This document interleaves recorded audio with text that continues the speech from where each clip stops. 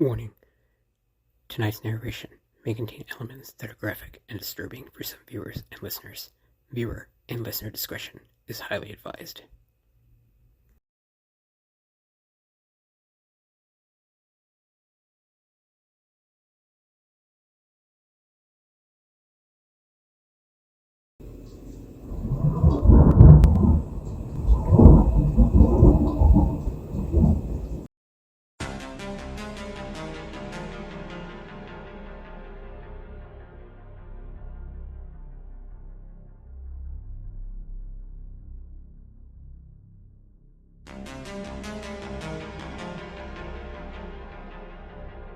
This is a cold, sterile hallway of concrete and steel, with multiple doors set along its length.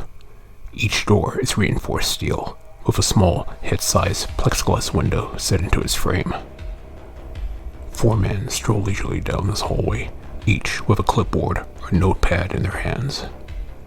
White coats with name tags on the breast share their shoulders with an undeserved sense of entitlement. The shortest of them wears eyeglasses and a small supercilious smile on his lips.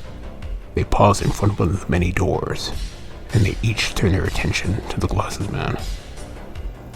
And this, gentlemen, is the reason you're here today. If you'll please take a moment to look through this window, observe its contents, and then I will explain what you see. They each comply, one after the other. They see a white padded room, much like every other room attached to this hallway. Inside, a rather small woman huddles in a far corner, naked and weeping violently. Other details are apparent. Other objects in the room, in dark shapes smeared on walls and floor. But each man moves quickly away from the window before his mind begins to notice these details too closely. They are unpleasant. The short man in eyeglasses nods to each of them. Now, you will have noticed some peculiar details. Let us address each one. The first, no doubt, is that she is...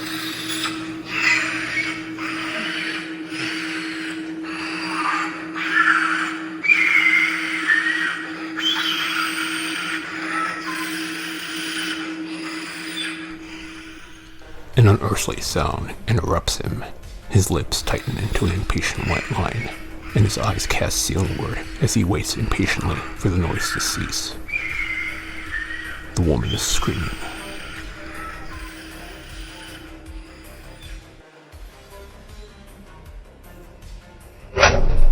She throws herself at the door, bashing her head against the plexiglass window until her forehead bleeds.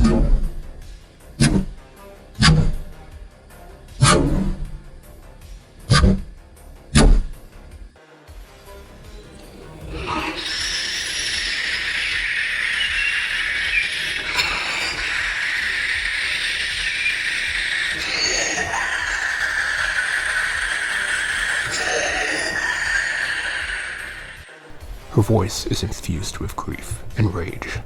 Her gaze is inescapable, and each man notices something deep in her maddened eyes. This something makes them even more uncomfortable, and so they look away.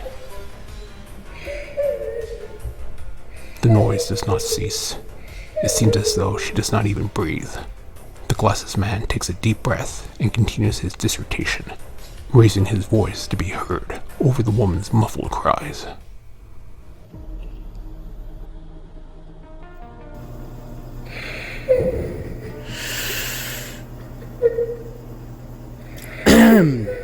You will have noticed that this woman's state is such that she should probably not be alive. Her ribcage appears burst open as if from inside, and her withered heart hangs within by a rotting thread of flesh. The protruding bones are cracked and splintered. You can see clearly inside her chest cavity. Her lungs appear to be dried out, thus begging the question of how she still manages to make that noise.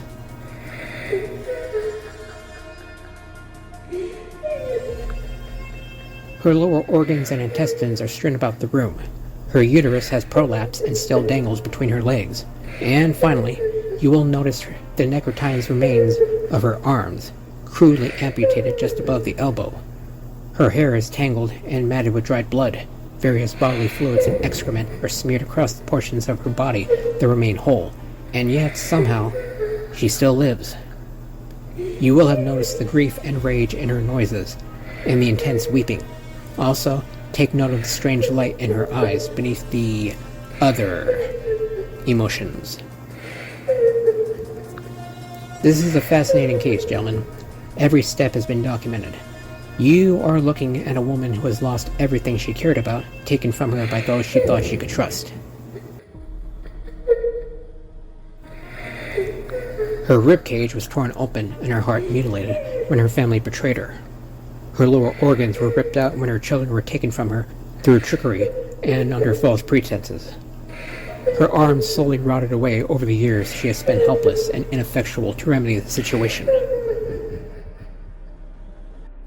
She has been abandoned here by that same family, who were all too eager to see her become someone else's problem, to see her vanish. She, of course, never gets any visitors. They are only too happy to forget she exists. By all the science we understand, this woman should have died from any single one of her wounds. And yet, there she is, still standing. There is still a spark in her eyes. It is a spark, gentlemen, of hope.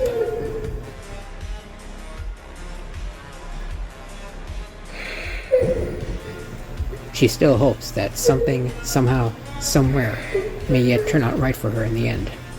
In spite of her horrific injuries and circumstances, in spite of the cold, hard facts in front of it, there is still the human-animal reaction to hopeless circumstances, the irrational urge to keep going, keep hoping, in spite of those facts. It is a shame, of course, but it will provide us with material for scientific study for years yet to come. I have already written one paper on the subject, and I expect it to win an award for this study.